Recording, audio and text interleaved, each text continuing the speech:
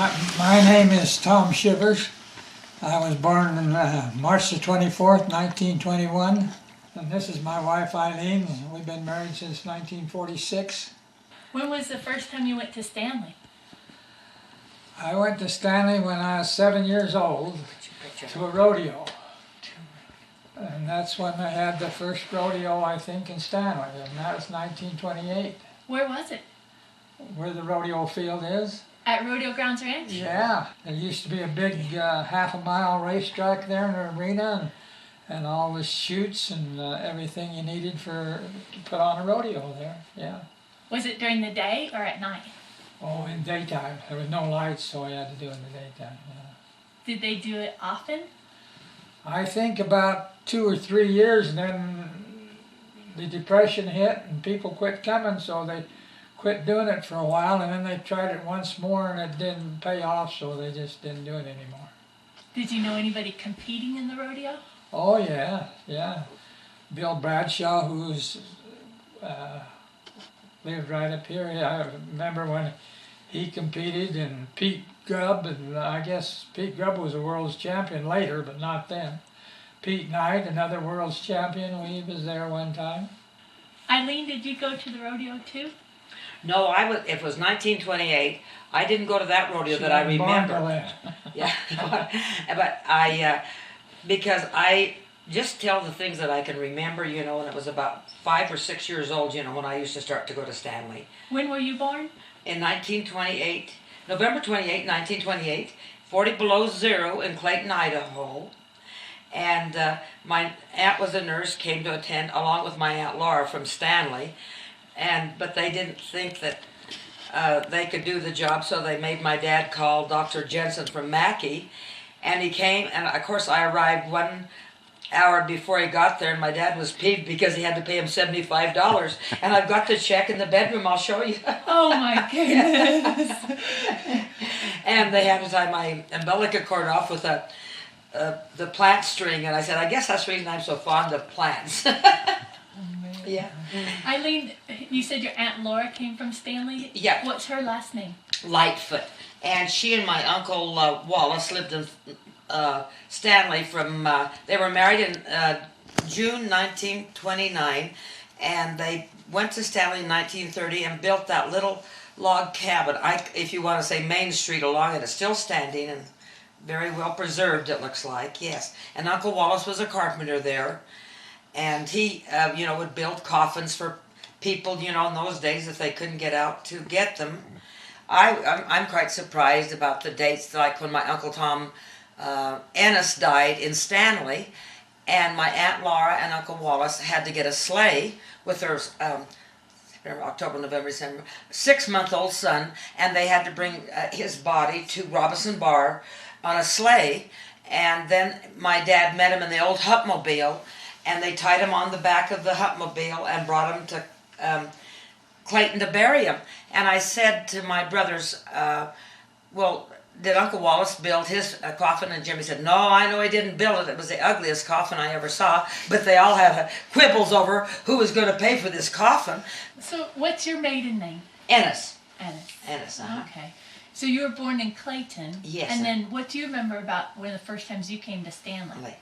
Oh, gee. The first time I really remember coming to Stanley was on a sleigh in the middle. It had to be the middle of the winter because the snow was so high, and the sides were really up high. And the one thing I remember is the stew we had with us with the rocks around it, and kept it warm. And that was my main object, is when could we eat. Aunt Sadie and Uncle Tom and their 2 boys, Cornelius and Eugene, my mom and dad, and my 3 brothers, Jimmy, Pat, and Jerry, went with us. So there were 10 all together and stayed in that little place. But I guess on the way, my Aunt Margaret tells me the rocks dropped out, the hot rocks we had, and we stopped at Robinson Bar and got some more hot rocks and went along the way. Then my brother tells me the only thing he remembers about that trip is they took Shiner, one of the big horses of my dad's, out to water it. And that would be right straight out from Wooley's place where they live now. And broke the ice, and it was 60 below that morning. And they took him out, and of course they warmed him up and put him in the barn. His horse fell through the ice. Yeah. And the horse went all the way all the way through, and And Jimmy said it didn't seem to bother him that much, but he said it was 60 below zero. And of course, we stayed for 3 or 4 days. You know, it wasn't worth going if you didn't stay. You know, and that's the first time I remember going to Stanley. What did you do? Well, just probably, I just imagine, you know, ate and visited, and yeah, and there wasn't too many people to visit. There was only, I think, like 10 in Lower Stanley. Yeah. Yeah. I wonder what the population was of the town then. Well, I went and wrote them down. Lower Town. But no, this is Lower Town. Yeah, there was the Markles that lived at the store, which composed of 4 in the family, and the Fern Scharf and her husband Frank and 2 boys, and the Savages with their 3 children, and Mike Sharpen and his wife, and Webb Lanier that lived up Nip and Tuck, and that was about it down in Lower Stanley. When you went to Stanley then, was Lower Stanley the main town? Well, let me tell you, there was I don't know, there was always a lot of, like the Martin and the Coys fighting, you know, because Every time the politics changed, the post office the changed. post office changed from one place to the other. Tom, when you were born at the old ranch over here in Challis, were all of your brothers born there? Were all of you kids born there? You know, yes, I think they were. Were they? So who were your siblings? Well, I had a twin brother, John, of course, and I had an older daughter, Sister. or a sister, older sister's 3 years older, and then Garth is 6 years younger than I and John, and then I have another younger brother that's 14 years younger. I can remember when Garth was born, we had Grandpa staying with us, my mother's dad, because he would have starved to death in Salt Lake. They didn't have welfare those days, and he was 75 years old. And he wanted to name Garth Hezekiah. I can remember that. When did you start bringing the cattle to Stanley in the summer? They were going up and down before I was born. They were. I think probably 1917. Tom, when did you buy land in Stanley? Well, we just kind of bought my mother out after my dad died while I was in the service.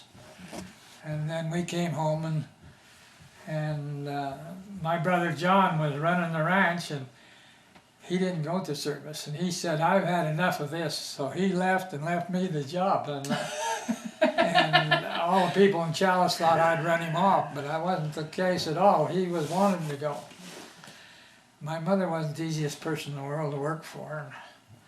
So. Do you know when she bought the land in Stanley?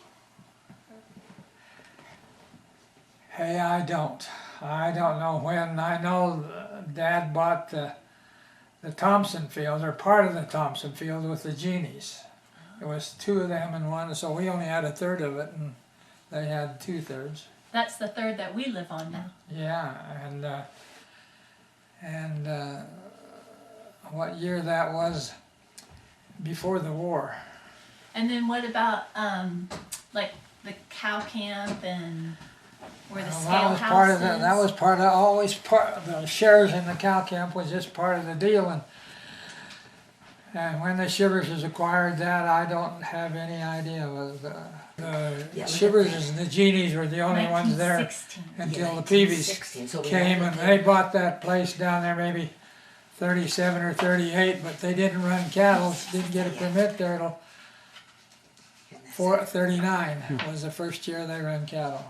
See, the McGowns were the first people in that valley that we know. The McGowns now, they've been running there for a long, even before the turn of the century, I believe. And they used to have an old cow boss by the name of Frank Cook, and I remember when he was old, I was young, I'd go visit him, and he'd be out on the street, and he had red shoes. I don't know when I was Bright red. He told me about one time he was up there, and they took the cattle all the way from Cape Horn all the way up to, and went up Pole Creek up by Galena Summit, and over into East Fork. That's the way they went with them cattle. And this one year he was telling me about, he was boss, and he wanted to bring the cows out, say in October, because there'd been quite a little snow, and he wanted to go while they still get out. And the Omegan said, oh, stay a while. And he said they stayed till there was so damn much snow that took 200 head of horses to break a trail for them cows out of there over the top there. He said them horses would go a few feet and stop and lay down, and others would take their place, and they finally broke a trail, and they went, took them over and back, then they ran the cows through. Well, Tom, tell about when you used to move the cows up and down the river from Challis to Stanley. Well, even when we were little, we went with Uncle Roy was the cow boss for the Chivers. My dad had to stay home and work, so Uncle Roy took the cattle to Stanley, stayed with them all summer, and come home with them. And John and I were good enough in school that we didn't ever have to take the final exam, so we could go with Uncle Roy. And we went with him a lot. Tell how you slept on your saddle.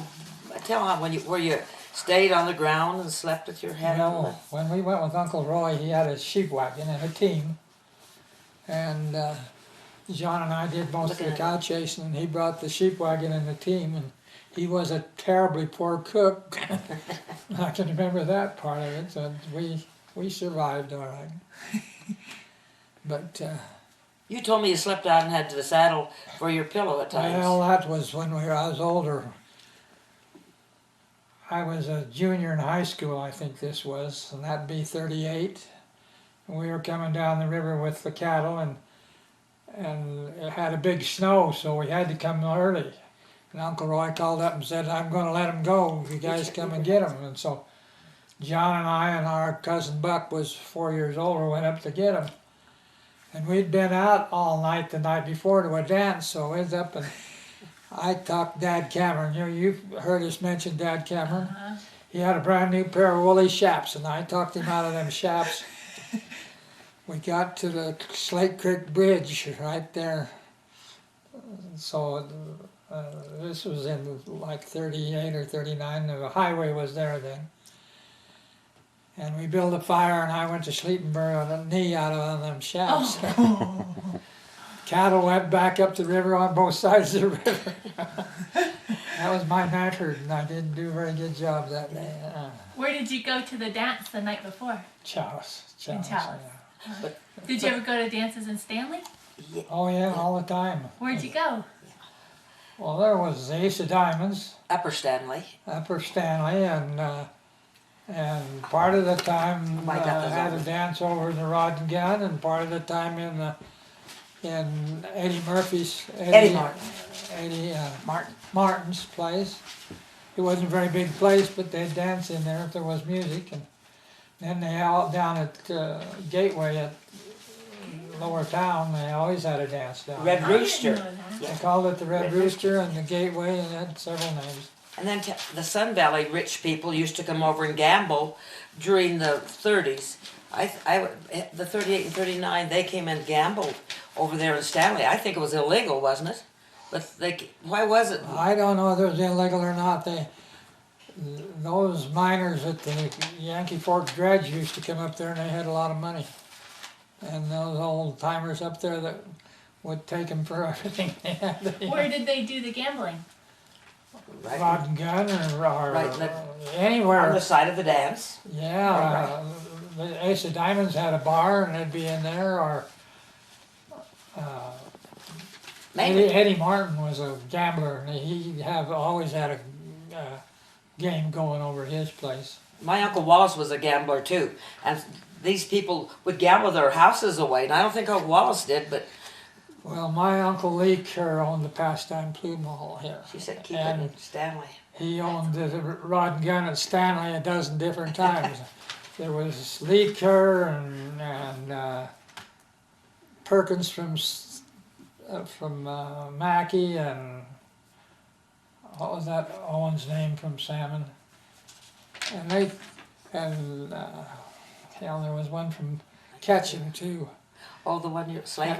Slave were from Ketchum, and they'd gamble that off, that title to that Ace of Diamonds, or the Rod and Gun changed hands every week up there. And about dances, now I remember going to the dances with Mother. She didn't leave me home. They always stayed until 5 o'clock in the morning, and I can remember sleeping on the back, the back up there. For 7 or 8 years, they really had boom time in Stanley. When was that, Eileen? Well, really, before the war and after the war. Oh, okay. Yes, it lasted when we were teenagers. Yes. I remember, I high think it school's was in better 40 before the war than it was after the war. Really? Well, when you have 3 or 4 dances going in Stanley, it has to be pretty good. Yes, we don't have that now. No, do we? you sure don't. Now, during the hippies, I hate to say it, but you couldn't get onto that dance. You couldn't get into Stanley. Now, that was Upper Stanley. When I was about a sophomore in high school, I was with this friend of mine up there named Duncan Cameron. And he picked a fight with the CCC boys. And there was only 2 of them, so wasn't too bad, but they whistled and pretty soon there was a whole truckload of them there. And it looked like we was gonna get a hell of a beating. And Barney Lanier, he was a cop there. And he didn't carry a gun or a stick or nothing. He just come over there and see what the trouble was. And one of those CC boys gave him a little sash, and he just grabbed him by the neck and the seat of the pants and throwed him right over the end of the truck. And he said, any of you other boys need some help? And they didn't. They all they got in the truck and all went home. That would save my bacon from. But I think the CC should be mentioned that they were a bonus to this country because they had a doctor come with them. And when my cousin got run over by 3 years old, got hit by a car, Dr. Quint came and set his leg, and he was a fine doctor. And then I hurt myself. They were right across from the Clayton Ranger Station, between Clayton and Stanley, and they really helped a lot of people. That was very... Yeah, and John, my brother John, the team ran away with him, and it was a dump rake, and there was tongue stick in the ground, and it vaulted him up in between the team, and then he got caught, and then when his arm broke in the harness, it let him out, and they drug him for a long ways and took a lot of the hide off him, and we went and got the CC doctor for him, and then they took him to Pocatello, and he was in the hospital. Dr. Quint, is that the one they got? No, I don't remember his name, Eileen, but he happened to be in town, and so we didn't have to go out to there was a CC camp out on White Valley, and then one at Clayton, Redfish Lake had the CC camp. They built a lot of roads and fences, drift fences and stuff around this. It wouldn't ever got built if it hadn't been for them. At some point, did you stay summers in Stanley, or did you always go back and forth? Oh, we always stayed at the cow camp when we went up there, yeah. Even from when you were little, all the way? Yeah, we would. Even go up there and stay till catch a ride to Challis. But just anybody that happened to be coming, we'd catch a ride. But you didn't ever live up there. You never lived there. No, not until... like his brother John took over for 4 or 5 years, but you never, they just went to stay, Just for John summer. went up there when we were kids in high school and rode for Uncle Roy. And Uncle Roy was the boss and telling him what to do, and then Roy quit about the time the war started, or sometime during that. I was gone, so I'm not sure of the dates exactly. Pete Peavy took over and rode for a while, and then they hired an old fellow that used to work for us all the time, Art Bradley. And then John took over. And John must have been, 15 or 20 years. I don't know how long he rode there. But it was really a trial for Art Bradley. He never had a trailer or truck to haul his horses, so it would take him all day to go from one end of the... Well, the cattle would want to go home in the fall of the year, and they'd get down on the river, and he'd go get them, and he'd be midnight getting back, and then by the time he got down, he was just... Uncle Roy used to say, well, he won't hurt the horse, but he'll starve him to death on the road. He was slow, he was the slowest man I ever seen, but everything he did was done right. So when he went after those cows, if he had to go clear to Sunbeam to get them, he got them and brought them back. Why was Cow Camp named Cow Camp, and when did that happen? It's been the cow camp ever since I can remember. I don't know. I guess because that's where the riders stayed, and the people that went up there to ride for the beef, and you know, it used to be quite a few people come in the fall of the year when we gathered up the beef, and so it was a cow camp, and that's. Did you always sell calves off? Did we always Sell the calves off, or did you raise? No, for years, not until 1939 did we ever sell calves. We sold, and we trailed them to catch them mainly, and sometimes to Mackey, the railroad. You put them on the railroads. And I don't know why we didn't make up our mind to go to Stanley, go to catch them all the time, but we didn't. We sometimes went to catch them, and a few times I remember we brought them down here to the Challis and let them clean up the fields good, and then took them on to Mackey. So you would take them over Galena Summit? You would take the calves over Galena Summit, trail them? Yeah. But you trailed them over the hills. You took shortcuts. It took us about, I don't remember, 10 days, time that we got from Stanley to catch them, or we didn't ever get in any hurry. Busterback was open. Well, there was no ranch at Busterback, there was nothing there, but there was no field there either, but that river bottom was, so we grazed along that river bottom, and then we got up Pole Creek, stayed the night, and then we went over the hill the next morning. And I can remember, I think I was probably in high school this time when we got over the hill, and I and John and Ray Laverty were with the cattle, and this ranger come up, and he had a gun on his hip, and he was swaggering around, and he said, "You boys got to get these cows back on that sheep trail." And that sheep trail was bare as this floor, you know, those days. It was bare. So we just said, "Well, you just go talk to the boss." And he went and talked to Uncle Roy, and it was a different man when he came back. Dad Cameron was always your good cook, wasn't he, when you went? No, we had Jim Bruce with us. Dad Cameron was a cowboy when we went over the hill those times. Dad Cameron was our cook the first year I went up the river with Tom and them. But you know, you ought to tell about how we ate at the cow camper. They used to, one rancher would take turns killing a beef, the numerous years, and then all the families would send food up, you know, to make a go of it, because there wasn't that much to buy in the stores in Stanley. So buddy had to, how many were there in the 5 or 6 families? Well, there was 3 Chiverses and 3 Genies. And then there was the Peavies and they came along. Yeah, and the Starks. And so everybody bought food, you know, to make. And I don't remember them really buying that much at the store in those days. Who's ever a rider would pick out a nice big calf that was still, you know, a yearling that was still sucking. And boy, they'd be good too, I'll tell you what. The yearling's still sucking in the fall of the year. They'd weigh about 750, 800 pounds. And we'd butcher it one day and start eating it the next. Were there any animals that were different then that compared to now? Wild animals? You know, I never saw an elk in Stanley till I was a big kid. And then just damn rarely. Nothing like there is now. I guess I must have been 18 or 19.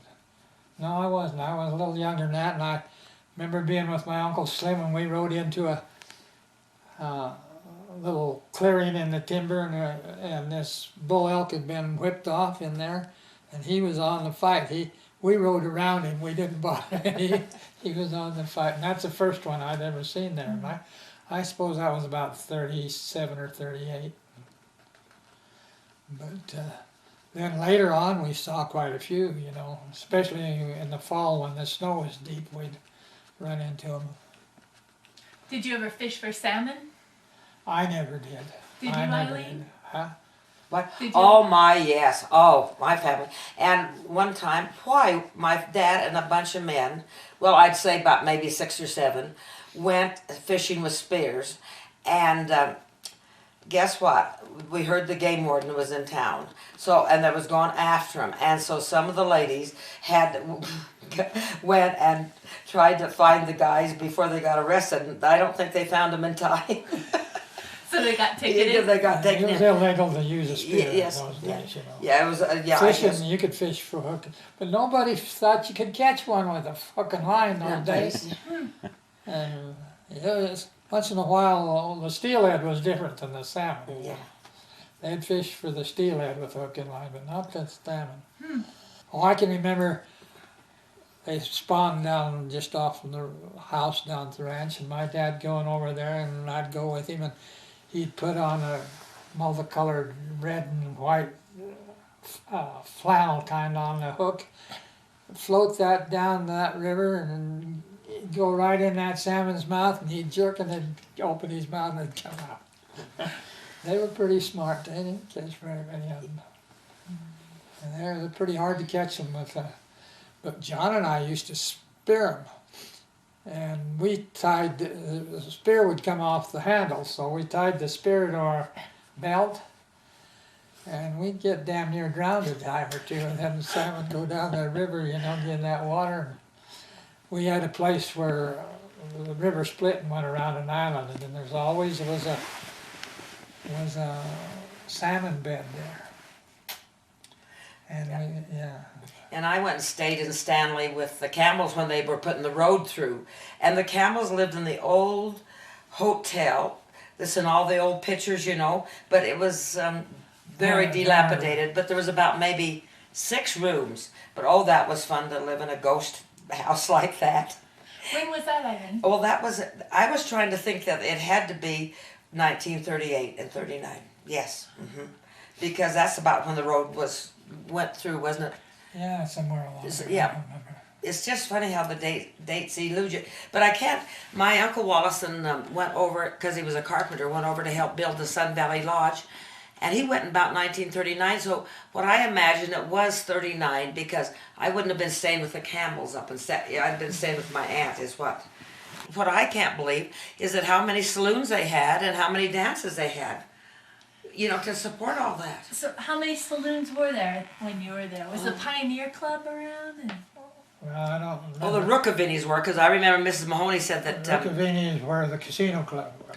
Okay. And there was Eddie Martin. And Eddie Martin, I think it burned down. Was And the Ace of Diamonds, and the Stanley Club, and the Rod and Gun Club, all up in Stanley. Did you have running water out at the cow camp from early times, or Did we have what? Running water. Well, we had the spring there. are there any funny sayings that you remember from the old days? Funny what? Sayings? Yeah, I tell you, there used to be, the Junies was three of them. Lawrence was the youngest, and Mike was a hell of a good guy, and Andrew, he just didn't care whether he cowboyed or not, but Lawrence was a young man, probably the best calf wrestler I ever saw in my life. He was big and stout and quick, and boy, he could grab a 500-pound calf and tip it up like you wouldn't believe it. He was always in a hurry, so, and he was always late. So he goes out one morning, and he's the only one don't have his horse caught, so he goes in and catches this old gray horse and comes trying to run, but the horse is pulling back. He's just barely moving, and gets out, wraps his reins around the fence right there in front of the barn, and throws his saddle on and goes in to get his coat or whatever he wants to when we go to ride. And while he's gone, my dad gets off and uncinches his saddle. And he comes back and grabs the reins and puts on this old horse, and then he jumps up like he's going to put a foot in the stirrup.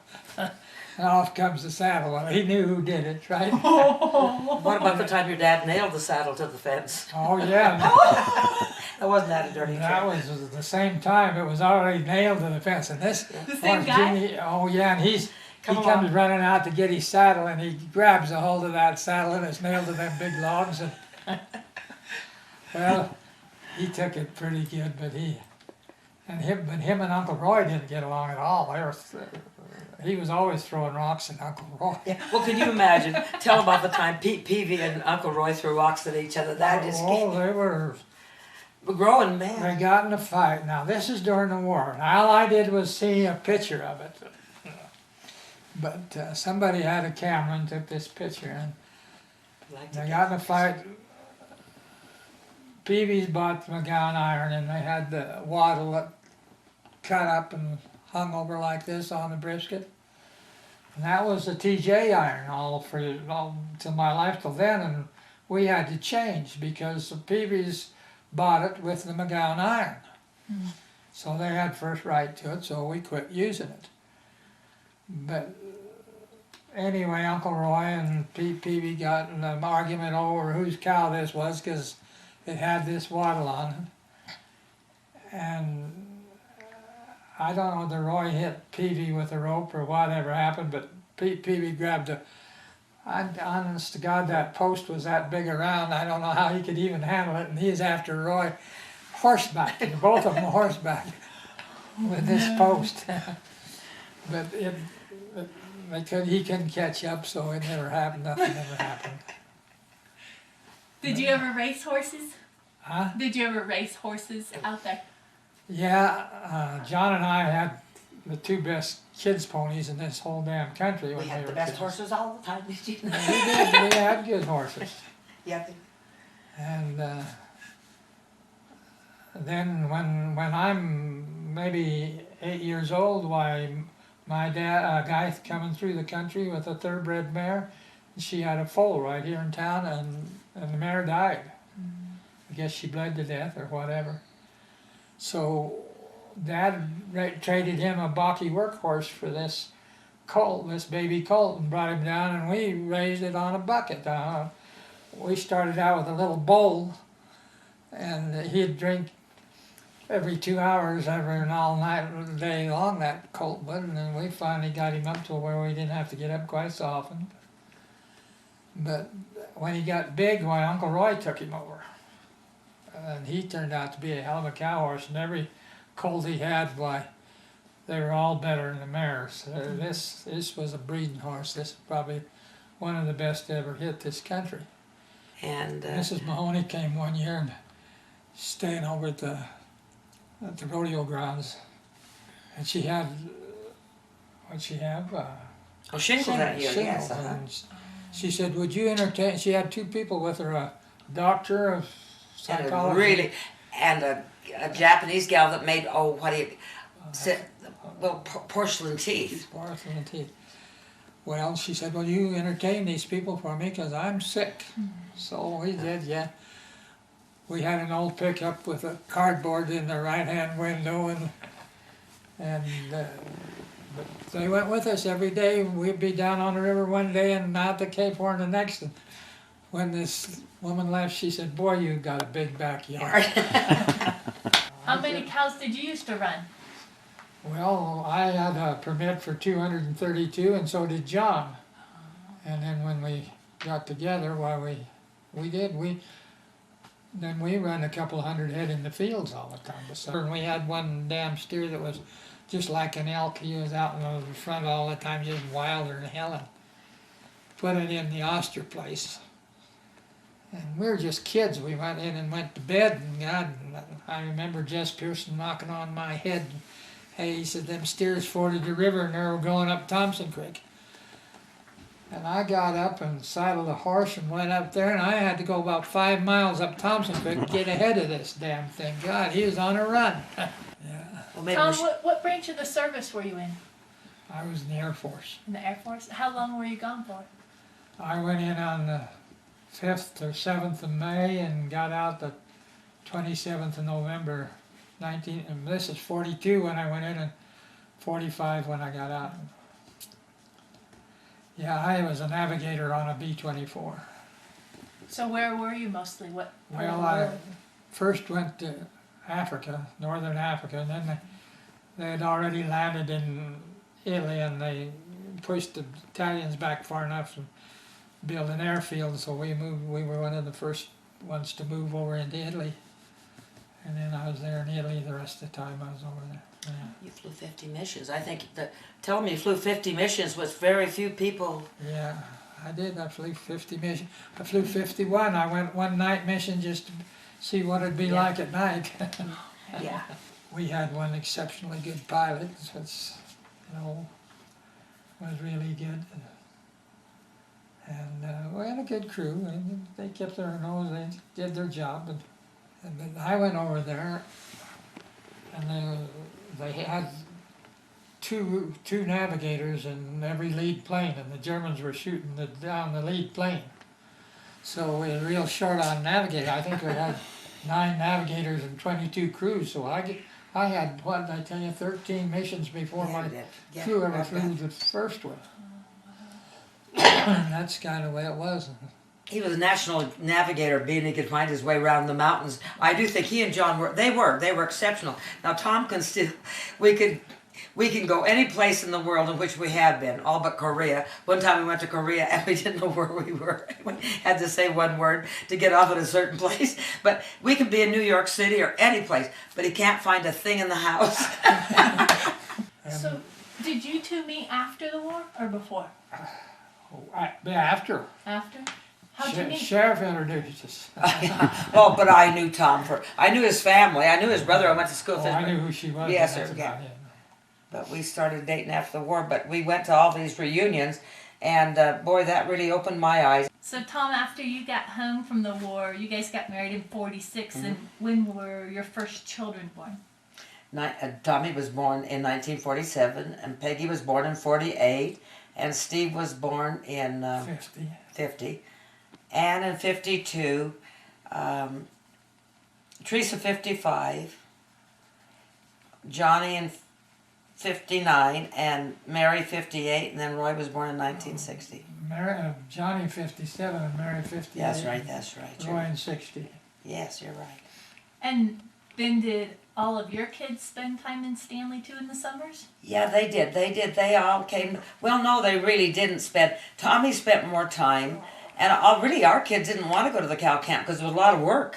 No, we didn't. We always had so much work to do on the ranch, we never got to go. But they always went on the cattle drive, taking, the cows from Challis to, all the kids went on that. Well, not Peggy didn't, because she stayed home. She was sort of like me. Peggy stayed home, and Ann did a lot of riding for on the ranch. And then Mary and Roy went up the river with Tom an awful lot, and then they did the cooking. Mary would do the cooking, and Teresa went an awful lot up the river. But our kids never, stayed in Stanley per se. They went. How long did it take us to go up the river with the cows? Well, we stayed. In those days, we'd stay a month at Torrance. See, so that was quite a. And they were there quite a bit. And drove. Yeah.